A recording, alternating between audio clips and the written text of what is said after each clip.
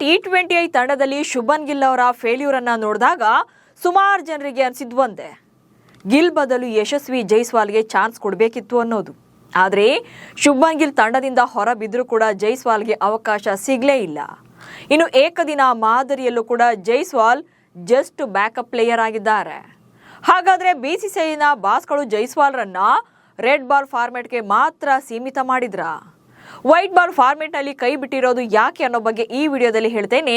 ನಾನು ಶಾಂತ, ನೀವು ಸುದ್ದಿಯಾನದ ಸಬ್ಸ್ಕ್ರೈಬರ್ ಆಗೋದಕ್ಕೆ ಮರಿಬೇಡಿ. ರೋಹಿತ್ ಶರ್ಮಾ ಮತ್ತು ವಿರಾಟ್ ಕೊಹ್ಲಿ T20 ಫಾರ್ಮೆಟ್ಗೆ ಗುಡ್ ಬೈ ಹೇಳಿದ ಮೇಲೆ ಯಶಸ್ವಿ ಜೈಸ್ವಾಲ್ ಓಪನರ್ ಆಗ್ತಾರೆ ಅನ್ನೋದೇ ಎಲ್ಲರ ಲೆಕ್ಕಾಚಾರ ಆಗಿತ್ತು. ಹಾಗೆ ರೋಕೋ ಬಳಿಕ ಆಲ್ ಫಾರ್ಮೆಟ್ ಪ್ಲೇಯರ್ ಆಗೋಕೆ ಎಲ್ಲಾ ಕ್ವಾಲಿಟೀಸ್ ಇದ್ದಂತ ಪ್ಲೇಯರ್ ಆಗಿದ್ರು. ಬಟ್ ಗಂಭೀರ್ ಹೆಡ್ ಕೋಚ್ ಆದ್ಮೇಲೆ ಜೈಸ್ವಾಲ್ ವೈಟ್ ಬಾಲ್ ಪಂದ್ಯಗಳಿಂದ ದೂರವೇ ಉಳಿದು ಬಿಟ್ರು. ಕಳೆದ 2 ವರ್ಷಗಳಲ್ಲಿ ವೈಟ್ ಬಾಲ್ನಲ್ಲಿ ಬಿಗ್ ಟೂರ್ನಿಗೆ ಹೋದಾಗ್ಲೆಲ್ಲ ಜೈಸ್ವಾಲ್ಗೆ ಅವಕಾಶ ಸಿಗಲೇ ಇಲ್ಲ. ಇನ್ನು ಚಾಂಪಿಯನ್ಸ್ ಟ್ರೋಫಿಯ 15ನೇ ಆಟಗಾರರ ಪಟ್ಟಿಯಲ್ಲಿ ಸ್ಥಾನ ನೀಡಿದ್ರು. ಆದರೆ ಹೆಚ್ಚುವರಿ ಸ್ಪಿನ್ನರ್ ಅಗತ್ಯವಿದ್ದ ಕಾರಣಕ್ಕೆ ಮತ್ತೆ ಜೈಸ್ವಾಲ್ರನ್ನ ತಂಡದಿಂದ ಹೊರಗಿಡಬೇಕಾಯಿತು. ಗಿಲ್ ಹೊರಗಿಟ್ಟ ಮೇಲೆ ಇಶಾನ್ ಕಿಶನ್ಗೆ ಅವಕಾಶ.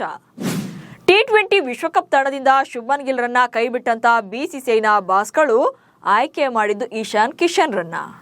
ಸೊ ಇಲ್ಲೂ ಕೂಡ ಜೈಸ್ವಾಲ್ಗೆ ಅನ್ಯಾಯವಾಯಿತು. ಜೈಸ್ವಾಲ್ ಕೊನೆಯ ಬಾರಿಗೆ ಶ್ರೀಲಂಕಾದಲ್ಲಿ 2024ರ ಜುಲೈನಲ್ಲಿ T20 ಪಂದ್ಯವನ್ನಾಡಿದ್ದು. ಯಶಸ್ವಿ ಜೈಸ್ವಾಲ್ ಭಾರತ ಪರ ಕೊನೆಯ 5 T20 ಇನ್ನಿಂಗ್ಸ್ಗಳಲ್ಲಿ 93 ರನ್, 12, 40, 30 ಹಾಗೆ 10 ರನ್ಗಳನ್ನು ಗಳಿಸಿದ್ದಾರೆ. ಎಲ್ಲವೂ ಕೂಡ ಆರಂಭಿಕ ಆಟಗಾರನಾಗಿ 200ರ ಆಸುಪಾಸಿನ ಸ್ಟ್ರೈಕ್ ರೇಟ್ನಲ್ಲಿ ಬ್ಯಾಟ್ ಬೀಸಿದ್ದಾರೆ. ಹಾಗೆ IPLನಲ್ಲೂ ಕೂಡ one of the most successful opener ಆಗಿದ್ದಾರೆ. ಹೀಗಿದ್ರೂ ಕೂಡ ಜೈಸ್ವಾಲ್ಗೆ ಭಾರತ ತಂಡದಲ್ಲಿ ಅಂದ್ರೆ T20ನಲ್ಲಿ ಚಾನ್ಸ್ ಸಿಗ್ತಾ ಇಲ್ಲ.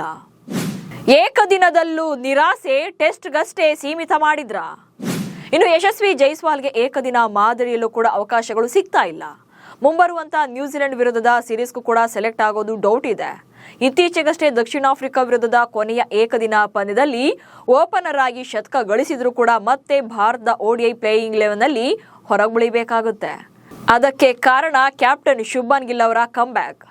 ಇಂಜುರಿ ಕಾರಣದಿಂದಾಗಿ ಸೌತ್ ಆಫ್ರಿಕಾ ವಿರುದ್ಧದ ಏಕದಿನ ಸೀರೀಸ್ನಿಂದ ಹೊರಗಿದ್ದಂತ ಶುಭನ್ ಗಿಲ್ಗೆ ಬದಲಿಯಾಗಿ ಯಶಸ್ವಿ ಜೈಸ್ವಾಲ್ಗೆ ಅವಕಾಶ ಸಿಕ್ಕಿತ್ತು.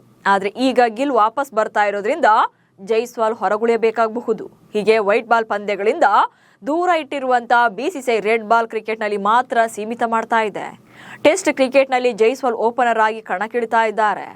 BCCIನ ಇದೇ ನಡೆ ಬಗ್ಗೆ ಪ್ರಶ್ನೆ ಮಾಡಿದಂತ ಮಾಜಿ ಆಟಗಾರ ಆಕಾಶ್ ಚೋಪ್ರಾ T20 ವಿಶ್ವಕಪ್ ತಂಡದಲ್ಲಿ ಜೈಸ್ವಾಲ್ಗೆ ಅವಕಾಶ ನೀಡಬಹುದಿತ್ತು ಎಂದಿದ್ರು.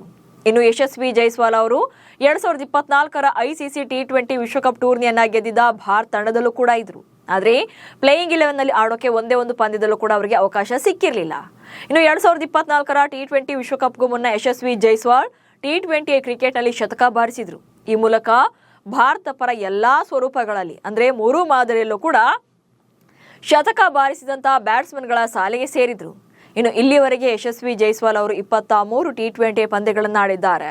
ಹಾಗೆ 36.15ರ ಸರಾಸರಿ ಹಾಗೆ 164+ ಸ್ಟ್ರೈಕ್ ರೇಟ್ನಲ್ಲಿ 723 ರನ್ಗಳನ್ನ ಕಲೆ ಹಾಕಿದ್ದಾರೆ. ಮುಂದಿನ ದಿನಗಳಲ್ಲಾದರೂ ಕೂಡ ಜೈಸ್ವಾಲ್ಗೆ ಚುಟುಕು ಮಾದರಿಯಲ್ಲಿ ಅವಕಾಶ ನೀಡ್ತಾರಾ ಅನ್ನೋದೇ ಈಗಿರುವಂತಹ ಪ್ರಶ್ನೆ. ಯಾಕಂದ್ರೆ ನಿಜಕ್ಕೂ ಕೂಡ ಜೈಸ್ವಾಲ್ ಒಳ್ಳೆ ಸಾಮರ್ಥ್ಯ ಇರುವಂತ ಆಟಗಾರ ಹಾಗೆ ಪ್ರತಿಭಾವಂತ ಆಟಗಾರ ಕೂಡ ಹೌದು. ನಮಸ್ಕಾರ.